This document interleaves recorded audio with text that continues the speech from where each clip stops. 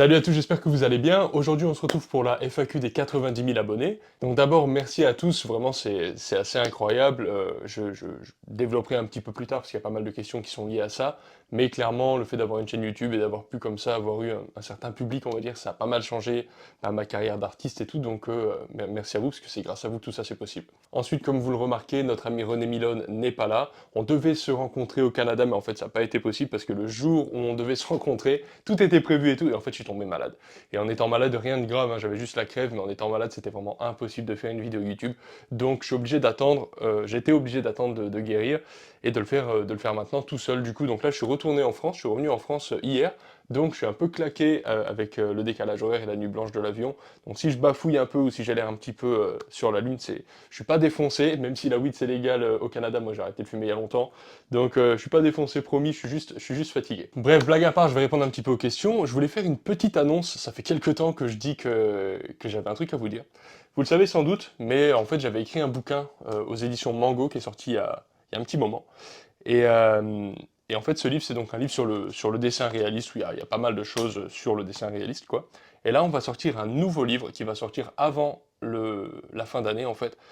Avant la fin d'année, avant décembre, en fait, pour pouvoir l'avoir pour Noël, etc. Et ce nouveau livre, il va être pas mal plus gros, il va faire presque 200 pages, et il va être au contraire sur les fondamentaux, sur les bases du dessin. Donc toutes les bases du dessin, du croquis, etc., de la composition, les valeurs aussi, aussi du réalisme, tout ça, ça va être dans un ouvrage plus gros, et qui va sortir bientôt. Donc je suis super content. J'en avais pas parlé avant, c'est des gros projets ces trucs-là, ça prend beaucoup de temps, c'est énormément de travail d'écrire un livre. Et en fait j'essaie de pas trop en parler avant d'avoir fini mon boulot parce que c'est assez anxiogène de, comment dirait-on, de s'avancer sur des promesses, etc. Même si je sais que ça va sortir, je préfère me montrer discret. Donc là, ça va sortir bientôt, moi ma part elle est terminée, j'ai fini d'écrire le bouquin, maintenant c'est à la maison d'édition, la mise en page, la vente, enfin bon, voir ça avec les partenaires et tout, Sorams, la Fnac, Cultura, etc. Tout ça, c'est eux qui voient toutes ces choses-là. Et maintenant, c'est à eux de bosser. Donc moi, ma part, elle est terminée. C'est pour ça que je peux vous l'annoncer. Donc je peux pas vous montrer la couverture pour le moment. De toute façon, elle n'est même pas encore vraiment terminée. Mais vous allez voir, ça va être un beau bouquin. En plus, ça va être un livre qui va être avec une reliure, une couverture rigide. Donc ça va être un objet un petit peu plus massif que celui-ci. Ça va être vraiment, vraiment trop cool. Donc voilà pour la petite annonce. Donc je vais répondre à tout ça. Première question de Kerboros. Bonjour Marc, est-ce que la chaîne a changé ta vie professionnelle? Oui, complètement. La chaîne, elle a complètement changé ma vie professionnelle. Avant de faire ma chaîne YouTube, en fait, j'étais tatoueur et peintre, on va dire, pas vraiment dessinateur, plutôt peintre. Donc je gagnais ma vie avec les deux. Et maintenant, je gagne ma vie en plus de ça. En fait, le tatouage a beaucoup réduit et par choix aussi, hein, j'avais envie de réduire un petit peu les heures que je fais de tatouage. Et maintenant, je fais beaucoup plus de dessins, beaucoup plus de peinture et je vends des formations. C'est surtout ça à l'heure actuelle qui me fait vivre, c'est vendre des formations. Et ça, sans YouTube, c'est complètement impossible de le faire. Après, la chaîne YouTube en elle-même, elle rapporte des cacahuètes parce qu'en fait, pour faire beaucoup d'argent sur YouTube, pour faire énormément de vues, et moi, j'ai pas un contenu qui permet de générer des centaines de milliers de vues par vidéo. Mais effectivement, ça a complètement changé ma vie professionnelle. Le fait d'écrire des livres, par exemple, il y a d'autres trucs qui vont sortir aussi que j'en ai pas parlé, et puis vu que vous avez compris, je ne vais pas trop m'avancer, je vais pas en parler maintenant, mais dans l'ensemble, oui, clairement, ça a changé ma vie professionnelle assez fortement. Après, c'est pour le meilleur et pour le pire, parce que à la fois, du coup, je suis beaucoup plus professionnalisé dans le dessin, dans la peinture, etc. Et c'est ça que je voulais, donc ça c'est top. Mais en même temps, je suis pas encore dans une étape où je peux vivre exclusivement de mes dessins et de mes peintures. Donc j'ai, on va dire, un statut un peu entre les deux, où je suis à moitié prof, mais pas vraiment prof, parce que j'ai pas d'élèves directement. Et je suis à moitié peintre, mais pas vraiment peintre, parce que je ne vis pas que de ça. Donc c'est un peu particulier, mais c'est clair que ça a changé les choses. Alors deuxième question de Véro, pourquoi semblerait-il que les questions et donc ta communauté sur ta chaîne soient plus posées par des hommes, contrairement à beaucoup d'autres chaînes d'art hormis le digital? Ben, j'en ai aucune idée, moi je sais pas pourquoi il y a plus d'hommes que de femmes sur ma chaîne. C'est vrai que au début de ma chaîne, il y avait beaucoup plus de femmes, c'était genre 80% de femmes et 20% d'hommes. Et avec le temps, ça s'est un peu spécialisé, c'est peut-être mon style artistique qui intéresse moins les femmes, c'est vrai que je fais pas trop de style de peinture un peu léger, c'est toujours un peu lourd, il y a un côté, je dirais qu'il y a un côté quand même assez masculin, assez viril dans l'art que je produis, donc peut-être que c'est pour ça. Sinon j'en ai aucune idée, faut demander, faut demander aux femmes. Moi j'en sais rien, en tout cas moi j'ai pas discriminé, je fais du contenu et puis qui veut venir vient quoi, tout simplement. Donc, en vrai je sais pas pourquoi. Mais c'est vrai qu'avec le temps, la courbe femmes-hommes a changé. Et maintenant, il y a quand même 30% de gens qui me suivent qui sont des femmes. Ce qui est quand même beaucoup. Ça reste une chaîne assez mixte, Mais voilà, c'est vrai que c'est quand même plus d'hommes. Question de Damien. Bonjour Marc, comment vas-tu faire évoluer ta chaîne? As-tu des idées? Merci beaucoup pour ce que tu fais. Et ben ça c'est un peu la grande question et c'est aussi un truc avec lequel je suis pas très à l'aise de trop parler parce que à chaque fois que je fais trop de promesses, en fait, finalement, je fais autre chose et puis ça fait genre 2 ou 3 ans que je dis que je vais faire de l'anatomie, je l'ai toujours pas fait sur la chaîne, donc ce genre de truc. Après, ce que je pense, c'est que et c'est aussi pour ça que mon contenu, il a un petit peu changé ces derniers temps. C'est qu'en fait, moi, j'ai plus très envie d'éditer des vidéos, j'ai plus très envie de faire des vidéos. Disons que faire de l'art et éventuellement m'exprimer à la caméra, expliquer des trucs et tout, j'aime bien ça. Mais par contre, faire des vidéos, c'est-à-dire éditer la vidéo, l'activité de produire la vidéo, ça, c'est un truc que j'aime pas faire. J'ai jamais vraiment aimé le faire, mais de plus en plus, ça se confirme, c'est vraiment une activité que j'aime pas. Donc je pense que je vais faire beaucoup plus des vidéos, en fait, un petit peu, pas forcément en live, mais on va dire sur le vif, un peu comme la vidéo que j'ai fait il y a pas très longtemps où je faisais une peinture et au fur et à mesure je commente, ou alors pareil des dessins et au fur et à mesure je commente, etc. Ou alors de temps en temps faire une pièce comme celle-ci, une grosse peinture, et puis faire une vidéo où j'explique un petit peu le tout. Ça j'aime bien le faire parce que ça me permet de présenter un petit peu ce que je fais artistiquement. Par contre, clairement, c'est pas des vidéos qui sont très populaires. Euh, Malheureusement, entre guillemets, pour moi, ce qui est très populaire, c'est tous les trucs de débutants, tous les trucs ultra faciles. Ça, c'est très populaire. Et c'est pas que c'est inintéressant, c'est très bien. Mais le problème, en fait, si vous voulez, c'est que quand on fait que des vidéos comme ça, ou quand on crée que du contenu qui est fait pour les débutants, et ben du coup, ça nous retient un petit peu. D'une certaine manière, on devient très bon pour des trucs de débutants, mais du coup, on a un petit peu du mal à faire des trucs qui, euh, qui appartiennent au niveau au-dessus, on va dire, et qui permettent véritablement de nous libérer artistiquement et de faire ce qu'on aime. Et moi, personnellement, le but d'avoir fait ma chaîne YouTube à la base, c'était tout simplement faire ce que j'aime et partager ce que j'aime avec d'autres personnes que ça peut intéresser en donnant des petits conseils ici et là. C'était pas vraiment de devenir un professeur qui apprend plein de trucs de débutant à tout le monde. C'était pas vraiment trop ça l'idée. Après, ça s'est un petit peu transformé, mais c'est très bien, il n'y a pas de souci. Mais c'est vrai que j'ai plutôt envie de revenir à quelque chose où je fais ce que j'aime et où je le partage, tout simplement. Et si ça fait moins de vues, si ça fait moins de buzz, en vrai je m'en tape un petit peu parce que moi j'ai envie de trouver un équilibre où aussi ce que je fais, ce que je propose me plaît. Et voilà, c'est plus niche de parler de peinture comme ça, parce que c'est un peu technique et tout. Mais moi je préfère parler d'un truc un peu technique parce que j'aime ça, plutôt que de me focaliser trop sur des trucs de débutants. Donc voilà, j'essaie de trouver un peu un juste milieu avec ça. Je sais pas si ça répond trop à la question, parce qu'en fait j'ai pas trop de projets pour être honnête, mais ça devrait pas s'arrêter. Et vu que là j'ai pas de livre à écrire, ça devrait normalement, pendant l'année qui arrive, c'est-à-dire l'année fin 2025 puis 2026, ça devrait reprendre un rythme un petit peu plus, je devrais être un petit peu plus concentré sur la chaîne YouTube et ça serait bien, je pense. Alors, question de Olivier Launay. Salut, je voulais savoir au bout de combien de temps tu t'es senti à l'aise avec le dessin. Ben ça, c'est en fait le truc, c'est que c'est pas trop les années qui comptent parce que moi j'ai commencé à dessiner très jeune. Après, j'ai dessiné toute ma scolarité quand j'étais au collège, je passais mon temps à dessiner et ensuite j'ai arrêté. Ensuite, je me suis mis à tatouer. Enfin, en fait, je suis dessinateur entre guillemets depuis super longtemps, mais j'ai commencé à me mettre au dessin de façon vraiment solide, plutôt sur le tard. Je crois que c'était en 2017 ou un truc comme ça. Donc, c'est pas tellement, il faut 10 ans, il faut 5 ans et tout. Ça dépend de votre assiduité, de est-ce que vous travaillez dur ou pas. Après, le dessin, ça reste une discipline qui est quand même assez compliquée. Je trouve que c'est personnellement, je trouve que c'est beaucoup plus dur que la peinture. Euh, et donc moi, ça m'a pris quand même quelques années pour me sentir vraiment à l'aise. Et encore maintenant, ça dépend des sujets. Il y a vraiment des sujets que je maîtrise plus ou moins, des sujets avec lesquels je suis bien, des sujets avec lesquels je suis pas bien. C'est des curseurs un peu hein, comme un jeu de rôle. On a telle compétence à 70%, telle compétence à 20%. Donc voilà. Mais je dirais en gros qu'en travaillant assidûment, c'est-à-dire peut-être 1 heure par jour, un truc comme ça, je pense qu'en 2, 3, 4 ans déjà, on commence à avoir un bon niveau de dessin. Après, moi, en écrivant les bouquins, j'ai dessiné énormément, donc j'ai fait des journées où j'ai pu dessiner 8, 12 heures par jour, en fait, voilà, pour produire mes livres et tout. En plus de ma pratique à côté où je peins, etc., plus mon travail de tatoueur. Donc c'est vrai que tout ça fait que j'ai forcément des heures de pratique qu'une personne, entre guillemets, normale, qui a un boulot alimentaire, ne peut pas vraiment avoir, quoi. Donc ça n'empêche pas d'être très bon par ailleurs, hein, mais juste ça pourra peut-être prendre un peu plus de temps. Question de Lockmar, as-tu déjà pensé à faire de la BD? J'y ai déjà pensé, mais pour faire de la BD, il faut vraiment un niveau de dessin de fou malade. Et ce niveau de dessin, je pense pas l'avoir, pour être honnête. Il y a plusieurs types de BD aussi. On peut faire de la BD un peu facile, un peu Boulet Bill, Lucky Luke et tout. C'est pas que c'est simpliste, parce qu'en fait, c'est très difficile aussi de minimaliser et puis de pouvoir faire des dessins comme ça qui ont beaucoup d'expressivité malgré la simplicité. C'est aussi un autre métier. Mais moi, si je faisais de la BD, ça serait plutôt de la BD réaliste. Ça veut pas dire que chaque dessin doit être fait avec des ombrages et tout, mais on va dire que les proportions soient réalistes, comme par exemple les BD de Jaime Calderón, avec qui j'avais fait une vidéo, ça c'est vraiment des trucs que j'aime bien, médiéval, réaliste et tout, donc voilà. Et là pour faire ça, faut avoir un niveau de dessin de fou, pas que je sois pas capable de dessiner comme ça, mais disons que il faut être capable de dessiner comme ça assez vite quand même, parce que mine de rien, il faut faire genre entre 5 et peut-être 10 dessins par double page, et il faut être quand même super productif. Donc j'aimerais bien essayer l'aventure un jour. Pour le moment, ça s'est pas vraiment présenté. Je pense que je commence à avoir un niveau qui me permettrait de le faire. Mais voilà, ça prendrait aussi une proposition parce que c'est tellement de travail que je le ferai pas de moi-même. Moi, mon truc, c'est plutôt les rendus, c'est plutôt prendre du temps à faire la couverture de la BD justement ou la couverture d'un bouquin ou faire des peintures finies, etc. C'est plutôt un travail d'illustrateur que j'aime faire plus qu'un travail de dessinateur rapide entre guillemets.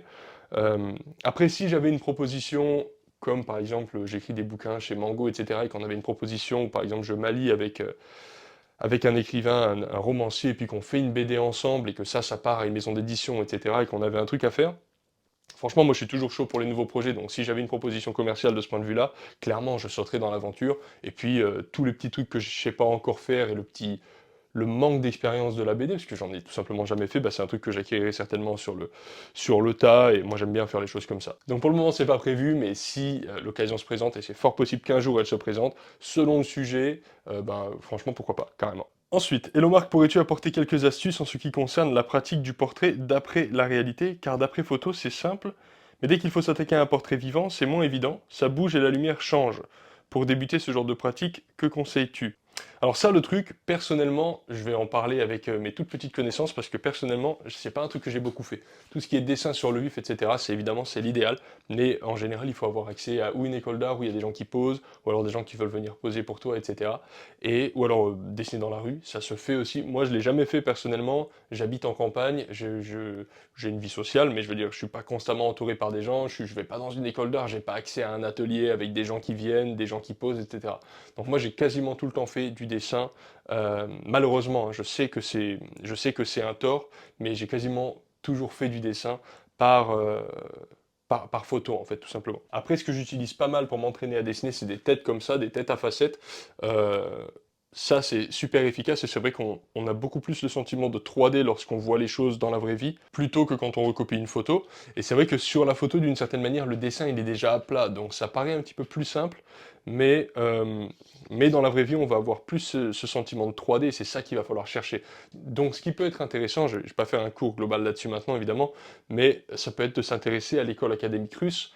L'école académique russe, c'est une école académique où on va voir beaucoup ce qui est de l'ordre de la structure, de la 3D, de la perspective, etc. Et lorsqu'on dessine, on va aussi faire des hachures directionnelles qui vont en fait prendre la direction un petit peu comme les gravures d'époque, etc. Où à chaque fois qu'on va faire un trait, il va prendre la direction de la 3D. Et ça, c'est un truc, évidemment, c'est mieux de le faire sur le vif. Et le fait de noter à chaque fois qu'on fait un trait la direction de la 3D, ça nous entraîne en fait à voir cette fameuse 3D, à voir cette fameuse perspective, etc. Et ensuite, par rapport au fait que les choses bougent, que la lumière bouge et tout, c'est sûr, ben, il faut aller vite en fait, tout simplement. Moi, quand je fais du plein air et que je peins, eh ben, il faut aller vite, ou alors accepter le fait que la lumière a bougé, mais garder sa palette de couleurs telle qu'on l'avait prévu avant, ce genre de truc. Après, à un moment donné, j'avais eu plus l'opportunité de dessiner des choses sur le vif, et puis même si je le faisais pas forcément avec des gens, des portraits et tout, je le faisais plutôt avec des objets, j'ai pas mal fait ça à un moment.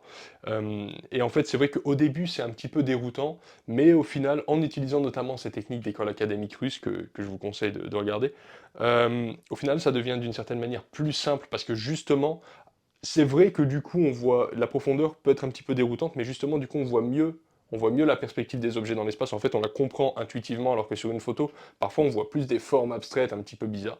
Et donc, je pense que c'est plutôt une question d'habitude. Il y a certaines personnes qui ne dessinent que sur le vif, parce qu'ils peuvent se le permettre, hein. Encore une fois, on peut pas tous avoir accès au matériel qu'on veut dessiner sur le vif tout le temps. Et justement, en fait, quand ils passent ensuite sur des photos, ils sont un petit peu désorientés. Et évidemment, ça leur permet moins de voir la perspective. Donc le plus on recopie sur le vif, le mieux. Et ensuite, pour recopier sur le vif, on peut avoir bien sûr des êtres humains, mais on peut avoir tout simplement aussi des statues, des objets et tout, où justement on contrôle la lumière pour pas que la lumière change. Donc il faut avoir peut-être une boîte noire en carton avec un éclairage bien précis, etc. Donc à voir. Bon, je suis désolé Fabien, la réponse n'a pas été d'une clarté incroyable, mais j'avais que ça en stock. Caroline qui me demande combien de temps consacres-tu Par jour au dessin, bah ça c'est vraiment très variable. Là par exemple j'étais au Canada pendant un mois, j'ai quasiment pas dessiné. J'ai vraiment quasiment pas dessiné. En tout sur un mois, si j'ai dessiné 4 heures, c'est beau quoi. Ensuite, quand j'écris mes bouquins, je peux passer vraiment, je passe des journées où je fais que ça quoi. Je passe vraiment toute la journée dessus, je fais une petite pause, je fais un peu de sport, je mange, je passe un moment avec ma femme, mais dans l'ensemble, je passe vraiment toute la journée à dessiner, parfois de 6 heures du matin jusqu'à, je sais pas, jusqu'à 11 heures minuit, ouais, 11 heures minuit, ouais, ça peut arriver. Donc ça, c'est vraiment très très variable.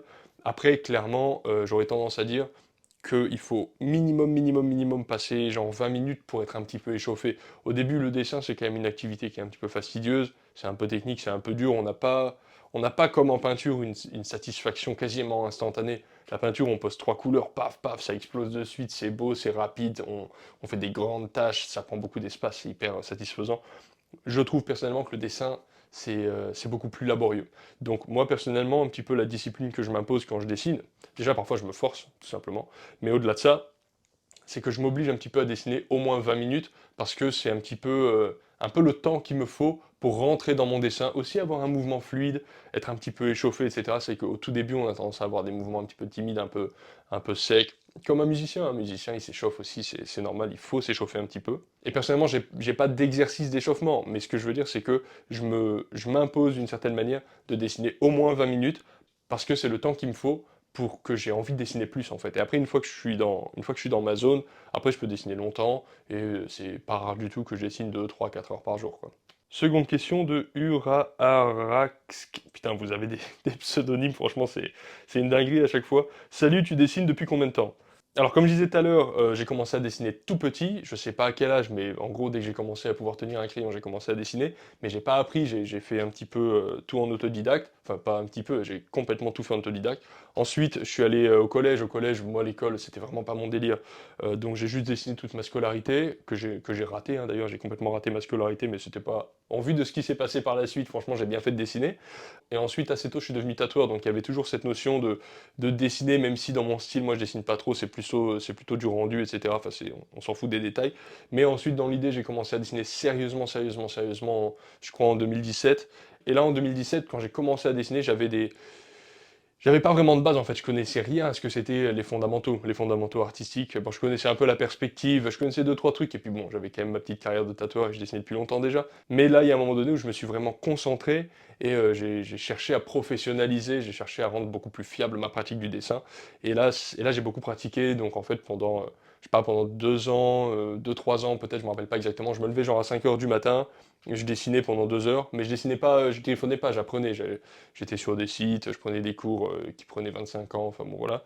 Et ensuite, comme ça, avec beaucoup d'assiduité, j'ai réussi à apprendre à dessiner relativement vite. Mais bon, avec la pratique que j'avais depuis que j'étais gamin, j'avais forcément déjà quelques facilités, on va dire. Même si, clairement, quand je suis arrivé en 2017, j'étais incapable de recopier un portrait, je comprenais pas du tout les formes abstraites, on m'en avait jamais parlé, je connaissais pas ce que c'était. Et j'avais vraiment besoin d'apprendre tout ce socle théorico-pratique, entre guillemets, de savoir-faire qui permet ensuite de devenir vraiment dessinateur, quoi. Parce qu'il y a quand même un truc qui est vraiment important, c'est la fiabilité. C'est-à-dire que avant ça, je dessinais déjà pas trop mal, mais j'aurais peut-être fait un beau dessin sur 10, par exemple, un truc comme ça. Aujourd'hui, sur 10 dessins, bon, ils sont pas tous aussi beaux les uns que les autres, mais je fais pas de grosses bouses, entre guillemets, je fais plus de ratés complètement. C'est comme un musicien qui, à l'inspiration, va réussir de temps en temps à faire un beau solo parce que c'est bien senti, parce qu'il a le truc sur le moment, mais la plupart du temps, il n'est pas fiable, il n'est pas dans le tempo, il est machin. Et éventuellement, en apprenant de la pratique, en ayant appris beaucoup de théories, de choses, etc., puis en ayant beaucoup pratiqué cette théorie, eh ben, il y a vraiment une fiabilité qui s'installe. Ça ne veut pas dire que la performance, elle est linéaire et qu'on est toujours au top du top, mais ça veut dire que même quand on est au plus bas du plus bas, on est quand même assez fiable. Et ça, c'est vraiment la pratique assidue et l'apprentissage du dessin qui me l'a apporté. Clairement, avant, j'avais pas ça. Alors, prochaine question de Nicolas Humeau. Salut Marc, content pour tes 90 000, vivement les 100 000, carrément, je suis d'accord. Sinon, quel est ton style de musique? Metal, rock? En tout cas, d'accord avec toi. D'abord, il y a Dieu, ensuite, il y a David Gilmour, et ensuite, il y a Hubert Robert. T'es pas très loin du classement. Ouais, c'est bon, c'est évidemment trop d'honneur, mais c'était une petite phrase que j'avais trouvée rigolote, que j'avais dit sur une vidéo. Du coup, pour la musique que j'écoute, alors oui, j'ai écouté beaucoup de métal, surtout à une époque, j'en ai fait aussi, j'ai fait pas mal de métal, j'ai fait quelques scènes aussi, voilà, c'était cool. Dans le métal, j'écoutais plutôt du black metal, c'est du métal assez violent quand même. Pas forcément violent dans le sens speed, mais plutôt violent dans le sens sombre. Et j'ai fait pas mal de concerts dans le style, j'ai vu Gorgoroth, Watain, Dark Funeral, enfin j'en ai vu plein, j'ai pas tous les noms en tête là, mais quand j'étais ado, je passais mes week-ends dans les concerts à faire des pogos, c'était marrant. Et ensuite, à l'heure actuelle, tout ça c'est pas mal tassé, j'en écoute encore de temps en temps, surtout quand je fais une bonne séance de sport ou quoi, un bon métal ça fait du bien. Par exemple, pendant une bonne séance de sport, j'aime bien écouter un bon Behemoth ou un truc comme ça qui arrache bien, ça c'est pas mal. Mais sinon, surtout quand je peins et tout, en général, j'écoute des trucs beaucoup plus cool. Donc maintenant, je suis vachement plus barré vers des trucs un peu jazzy, plus soul, plus un petit peu fusion. Bon, absolument rien à voir avec le métal. Même tout ce qui est rock un peu progressif et tout, j'en écoute pas trop. Donc moi, j'aime bien ou le métal qui arrache, ou alors au contraire des trucs très cool qui n'ont rien à voir avec le métal. Donc j'aime beaucoup la néo soul aussi. J'aime beaucoup Tom Mitch par exemple, c'est sympa. J'aime bien le rock un peu très doux. J'aime beaucoup Siver OM, Madrugada. C'est des trucs un peu, c'est pas des trucs ultra mainstream, mais ça reste des trucs assez connus. J'adore Monophonic aussi, c'est excellent. Pink Floyd, évidemment, j'aime beaucoup. Enfin bon. Après, il y a des musiques que j'aime beaucoup dans tous les genres, mais c'est vrai que sinon, je vais graviter plutôt autour de la soul, avec un truc un peu jazzy, un peu de blues, ce genre de truc, quoi. Et quand je m'amuse à faire de la guitare, c'est ce genre de truc que je joue plutôt de la soul, des trucs tranquilles, vraiment hyper tranquilles. J'écoute de la musique que la plupart des gens trouveraient ennuyeuse, clairement. Ensuite, prochaine question qui n'en est pas une. Sur la photo, tu as l'air de Zlatan. À chaque fois que je suis dans la rue, il y a au moins 3 personnes qui me disent que j'ai l'air de Zlatan. Mais je sais que c'est vrai en plus, hein, c'est pas... De toute façon, si c'était pas vrai, il y aurait pas autant de gens qui me le disent, mais c'est la vérité, je sais que j'ai l'air de Zlatan. Donc, j'ai pas son compte en banque malheureusement, mais on a la même gueule, c'est déjà ça de prix. Prochaine question de Metallica. Bonjour Marc, les tatouages ont été une suite logique de ton parcours de dessinateur? Ou as-tu voulu t'améliorer en dessin pour pouvoir tatouer? En fait, c'est plutôt l'inverse, moi, que j'ai fait. C'est-à-dire que je suis devenu tatoueur, j'avais une base de dessin, mais vraiment très empirique, hein, vraiment juste à la pratique du quotidien, quoi. Je suis devenu tatoueur, et ensuite c'est le tatouage qui m'a amené à apprendre à dessiner. C'est pas vraiment dans l'autre sens que j'ai fait les choses. Peut-être que j'aurais dû, mais bon, j'étais jeune et je m'en foutais complètement. Moi, je voulais juste quitter le système, on va dire, un peu traditionnel qui m'allait pas trop. Il y avait le tatouage qui était là, qui était une façon de se faire, on va dire, sans institution. Il n'y avait pas d'école, il y a pas de faculté, il y avait rien, pas de cours, pas de prof, il n'y avait que dalle. Il suffisait juste de tatouer pour devenir tatoueur, quoi. Enfin bon, c'est plus dur que ça. Le tatouage, c'est un art très technique. Mais je veux dire, dans un sens, j'avais besoin de personne et c'est ça qui m'a plu et c'est pour ça aussi que je suis allé là-dedans, je pense. Donc, quand j'ai commencé à tatouer, j'étais plutôt mauvais dessinateur. C'est juste que dans mon style de tatou, c'est-à-dire le style un peu réaliste, en fait, il n'y a pas forcément besoin de dessiner énormément. On fait beaucoup plus du photo-bashing, entre guillemets, puis ensuite on tatoue. Enfin, après, c'est des techniques différentes selon les professionnels. Mais dans l'ensemble, le fait de devenir tatoueur, même, m'a fait arrêter de dessiner. Et j'ai repris le dessin après. Donc voilà. Mais par contre, un truc qui est sûr, c'est que le fait d'avoir appris à dessiner récemment, ça m'a beaucoup apporté dans le tatou. Pas du tout sur la façon de le faire, parce que le tatou, c'est un médium, comme on dirait la peinture à l'huile, l'acrylique, comment dirait-on, la peinture à l'eau, etc., ou même le Posca, le marqueur, le crayon, bah, il y a le tatou aussi, c'est une autre façon d'appliquer, mais en fait, on applique les mêmes fondamentaux, c'est les, les, les contrastes, la façon d'appliquer les contrastes, c'est pas vraiment la même chose, mais presque, la façon dont les courbes tournent, est-ce que là c'est net, est-ce que là c'est flou, tout ça c'est pareil finalement. Donc en fait, tous les fondamentaux artistiques, c'est ça qui est génial avec les fondamentaux artistiques d'ailleurs, hein, c'est qu'une fois qu'on les connaît, en fait on les applique à toutes les formes d'art. Et c'est pour ça que quelqu'un qui connaît bien les fondamentaux artistiques, il va être bon, pas forcément excellent, parce il y a toujours une pratique avec chaque matériel. Il y a toujours un savoir-faire qui appartient à chaque matériel, une spécialisation, disons. Mais quelqu'un qui a bien les fondamentaux en main, il va pouvoir faire un truc joli avec n'importe quoi. Et c'est ça qui est génial, c'est-à-dire que n'importe qui sait dessiner, qui comprend les valeurs, les formes et tout, vous lui donnez des cailloux blancs, des cailloux noirs, il vous fait un portrait par terre. Il suffit d'avoir des objets qui permettent de créer des contrastes en fait. Et à partir de là, vous pouvez avoir n'importe quel objet. Vous me donnez des chaussures à talons rouges et des blanches, bah, je vous fais un portrait avec. Il suffit que ce soit assez grand et que vous reculiez assez pour pouvoir voir le portrait. Mais en soi, on peut dessiner, c'est-à-dire on peut organiser les contrastes, les valeurs, les transitions et tout avec n'importe quel médium. C'est l'avantage des fondamentaux. Et de ce point de vue-là, effectivement, apprendre à dessiner de façon plus approfondie, ça m'a permis de tatouer mieux, c'est sûr. Alors, prochaine question de Nathan Latour. Tu comptes faire des vidéos sur la perspective plus approfondie? Alors, oui et non, c'est-à-dire que j'aimerais beaucoup le faire et en même temps, ça me casse les rouleaux de le faire. Euh, la perspective, c'est un sujet que j'adore le pratiquer, c'est vraiment passionnant, c'est très très intéressant, mais c'est fastidieux de faire des vidéos sur la perspective en fait. Donc, et puis c'est plein de termes relous, le point à 45 degrés, le machin, c'est un dessin technique, la perspective, euh, que j'aimerais beaucoup plus creuser sur la chaîne, mais je sais pas trop dans quel format le faire, parce qu'en fait c'est chiant, en fait, tout simplement. C'est relou d'en parler, donc par exemple, ça fait des années que je dis qu'il faut que je fasse une vidéo sur les ellipses. Il y en a une de vidéo sur les ellipses sur ma formation, la formation Le Monde du Dessin, mais c'est des vidéos qui sont un peu longues, et puis c'est pas que c'est barbant, mais voilà, c'est une vidéo technique pour apprendre à faire des ellipses, c'est très très niche, quoi. Les gens qui veulent apprendre à faire des ellipses, il y en a pas tant que ça, malheureusement, parce qu'il y a beaucoup de gens qui les font très mal. Mais en soi, ça reste un truc très très niche, et tous les trucs de perspective comme ça, euh, c'est toujours des sujets un petit peu... c'est un peu difficile de produire des vidéos pour ce thème-là bien précis, quoi. Mais je ferai probablement plus de vidéos où juste on est à la cool, on passe un moment, on discute, et puis je fais un dessin en perspective. Il y en a quelques-unes hein, déjà comme ça, où on prend une photo d'une maison, tac, et puis on la dessine dans plusieurs perspectives différentes, on la fait pivoter, etc. Et il faut juste en fait que j'accepte le fait que même des vidéos YouTube, puisse durer 40 minutes, 1 heure, ce genre de truc. Et puis je pense que ça vous plaira aussi, puisque les gens qui sont déter pour apprendre la perspective, ils s'en foutent que la vidéo elle dure 5 minutes ou 1 heure. Le problème, ce qui est un peu relou, c'est que le format YouTube, il nous oblige, entre guillemets, il nous oblige pas, c'est pas vraiment vrai, mais on va dire, il, nous, il préfère les vidéos pas trop trop longues. Et on voit bien que les gens, en fait, ils déconnectent très très vite. C'est une question de rétention d'audience. Et en même temps, il y a certains sujets qu'on peut pas approfondir en 10 minutes, à moins de faire énormément de montage. Il y a des mecs qui sont très très forts en montage, par exemple Marco Bucci, par exemple, qui a été invité sur la chaîne, qui est un artiste que j'aime beaucoup, qui est un excellent vulgarisateur, peut-être le meilleur vulgarisateur artistique que je connaisse.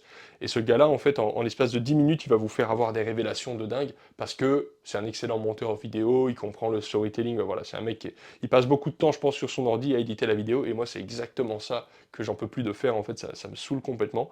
Donc moi c'est l'inverse, et j'ai au contraire envie de prendre le temps sur la feuille, de faire la chose avec vous, de vous montrer, voilà, on prend le temps, on prend les traits, donc ça va se faire certainement. Pour le moment j'avoue je l'ai pas fait, parce que j'ai pas trop la foi, il y a quelques vidéos sur la perspective sur la chaîne qui sont pas hyper techniques, et après par contre il y a aussi un autre truc, c'est que rentrer dans de la perspective ultra technique, d'architecte typiquement, alors à la fois c'est hyper intéressant, et à la fois pour un dessinateur qui travaille dans l'esthétique, on va dire, qui fait de l'art pour que ce soit joli, quoi, d'une certaine façon, c'est pas forcément quelque chose de très efficace. Moi j'ai appris toutes ces méthodes de calcul de profondeur, de calcul de mesure dans la profondeur pour reporter telle mesure par rapport à l'autre point de fuite qui est là-bas, le point 45, et puis comment ça s'appelle, le cône de vision avec le point de stationnement, tout ça, c'est des trucs super intéressants, ça parlera à certains, c'est passionnant parce que c'est vraiment la mécanique de la perspective, mais en fait je m'en sers quasiment jamais de ces trucs-là. Même quand je fais des trucs complexes avec des colonnes et tout, il y a quelques techniques de division dont je me sers, ça c'est vrai que c'est quand même bien pratique de les avoir, mais sinon il y a certains aspects de la perspective qui sont très très avancés, que seulement, il n'y a que les architectes qui s'en servent en fait finalement. Parce que finalement si vous voulez dessiner un cube, admettons, et que vous voulez avoir exactement les mêmes facettes avec comment dirait-on, les mêmes distances, il y a deux options. Ou vous savez comment faire la méthode de perspective, moi je sais le faire, mais le problème c'est qu'il faut avoir accès aux points de fuite, ils sont parfois loin du cadre, alors parfois du coup c'est galère, on peut pas toujours le faire comme ça. Ou alors, vous pouvez tout simplement le faire à l'œil, et pour le faire à l'œil, il faut faire quoi? Il faut dessiner plein de cubes, vous en dessinez 50 des cubes, et après ça y est, vous aurez compris, vous le sentirez qu'il y a la profondeur qui est trop longue par rapport à la largeur. Et en fait, plus j'avance moi dans ma pratique du dessin, plus je me rends compte que les techniques d'architecture trop techniques en perspective, elles servent, mais en fait, quand on est dessinateur, c'est pas forcément ce qu'il y a de plus... C'est un petit peu comme connaître les proportions du corps humain, la longueur de l'humérus par rapport au cou comparé à la largeur de l'œil. D'un côté, c'est intéressant, et d'un autre côté, pour un dessinateur, c'est pas forcément très utile, parce qu'en fait, avec les perspectives, les mouvements, les raccourcis, etc., tout ça, ça change. Et en fait, vaut mieux parfois juste beaucoup de pratiques intuitives. Ça veut pas dire qu'il ne fallait pas connaître les proportions, on peut les connaître, mais parfois il vaut mieux beaucoup de pratiques intuitives, parce que finalement on va le voir que le bras il est trop long. Ça se voit en fait là tout simplement. Il n'y a pas besoin de mesurer dans la perspective avec le point de fuite, etc. Donc c'est pas pour dire qu'il ne faut pas apprendre la perspective, il faut l'apprendre, mais voilà, il y a une balance en fait un petit peu entre les techniques utiles pour un dessinateur et les techniques qui sont parfois un peu tellement techniques parfois qu'en fait parfois ça perd un petit peu de son intérêt en tant que dessinateur. Je dis pas pour les architectes, ça n'a rien à voir. Les architectes et les dessinateurs, c'est, même si ça peut se rejoindre d'une certaine façon, c'est deux métiers complètement différents, quoi. Alors je vais essayer d'être un poil plus court dans mes réponses, que j'ai l'impression de tergiverser, c'est un peu la fatigue, je pense. Une autre question de Jonathan qui demande: Bonjour Marc, j'aimerais savoir combien de temps au moins faut-il s'exercer par jour pour atteindre ton niveau? Ça, franchement, ça dépend si tu as commencé jeune, si t'as pas commencé jeune, mais je dirais globalement, de toute façon, euh, pratique le plus possible. Si tu as 3 heures par jour, fais 3 heures par jour. Tu pourras pas faire mieux que le maximum possible, de toute manière. Donc si tu as 3 heures, fais 3 heures. Si tu as 1 heure, fais 1 heure. Après, pour atteindre mon niveau, moi j'ai pas un niveau de fou, hein. C'est ça le truc en fait, hein. Il y a des gens qui ont des niveaux beaucoup plus balèzes que le mien, hein.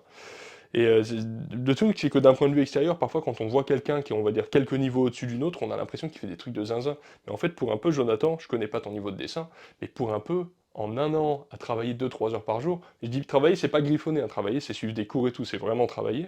Et pour un peu, tu vas m'exploser. C'est très possible, hein. Je connais pas ton niveau, je sais pas ce que tu fais, je connais pas ta capacité d'apprentissage. Il y a des gens qui ont besoin d'être tenus par la main, il y a des gens qui peuvent apprendre tout seuls, il y a plein de paramètres qui rentrent en compte. Dans tous les cas, c'est sûr que ça va prendre quelques heures par jour, je vais pas te mentir. Mais en vrai, ça pourrait aller beaucoup plus vite que tu ne le penses. Moi, ma philosophie, je disais que j'allais arrêter de tergiverser, mais en fait, je vais continuer. Ma philosophie, c'est: te mets pas d'objectif. Fais juste le plus que tu puisses faire. Et en fait, tu verras qu'à la fin, tu vas aller plus loin que l'objectif que tu t'étais fixé. Moi, c'est comme ça que je vois les choses dans ma vie personnellement.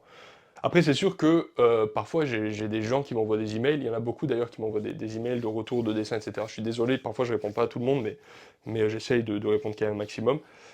Et qui me disent: Ah, je comprends pas. Souvent, c'est la tête à sarreau. La tête à sarreau, c'est un truc qui pose pas mal de problèmes. Pourtant, c'est quand même assez basique, la tête à sarreau. Mais je comprends, c'est un volume dans l'espace et tout, c'est pas simple. Euh, je comprends que ce soit assez difficile. Et souvent, il y a des gens qui m'envoient des messages, qui me montrent quelques essais de tête à sarreau, et qui me disent: Ah, j'arrive pas, je comprends pas et tout. En fait, c'est normal. En fait, il y a la théorie, et puis il y a la pratique. Et puis entre les deux, il y a un monde, en fait, tout simplement. Il faut pas faire 10 têtes à sarreau, il faut en dessiner 100, 200, 300. Moi, des têtes à sarreau, j'en ai dessiné, ou des têtes Lumi, pardon, je voulais dire tête Lumi, c'est encore plus simple.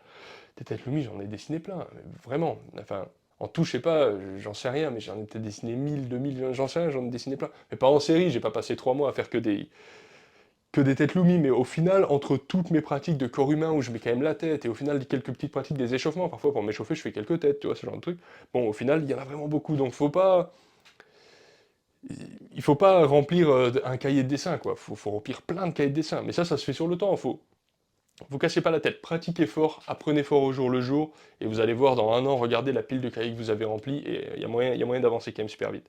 Mais dans l'idée, juste, faut quand même bosser un minimum. C'est sûr que avec 3 dessins, ça va être compliqué, quoi. Alors, question de Lionel. Salut, j'apprends énormément grâce à tes vidéos, et pour ça, je te remercie. Ben, avec plaisir, Lionel, c'est fait pour ça. Je me demandais si tu avais appris à dessiner seul ou si tu avais fait une école d'art, de dessin ou d'art. À quel âge as-tu commencé à dessiner? En fait, je suis simplement curieux de connaître ton parcours dans le domaine du dessin et de l'art. Cool, bah j'ai déjà un petit peu répondu. J'ai pas fait d'école d'art, ni de dessin ni d'art. Quand j'étais gamin, ma mère, je crois, m'avait proposé de prendre des cours dans le village. Il y avait un mec qui dessinait bien en plus. Mais bon, moi j'étais un ado rebelle, je m'en foutais complètement de prendre des cours. Pour moi, c'était un truc de. Tout ce qui était genre un peu conventionnel, machin, pour moi, j'étais un petit peu ignorant et toutes ces choses-là. Puis je voyais tout ça comme, comment dirait-on, c'était un truc de bourgeois un petit peu pour moi. Enfin, c'était pas comme ça que je le voyais, mais c'était un truc que je considérais inutile pour moi. Prendre des cours, c'est un truc de snob un petit peu, alors qu'en fait c'est complètement débile de penser comme ça, puisque c'est en reprenant des cours qu'on apprend, quoi. Enfin, je veux dire.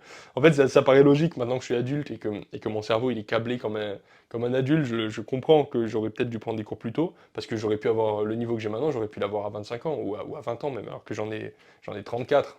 Donc voilà. Et on en voit, hein, des jeunes qui sont balèzes, hein, clairement. Et là, je suis dégoûté, l'autre fois j'ai cherché des. Je voulais retrouver des dessins de quand j'étais ado, parce que j'ai passé littéralement ma scolarité à dessiner, mon collège en tout cas. Et en fait, j'en ai pas trouvé, quoi.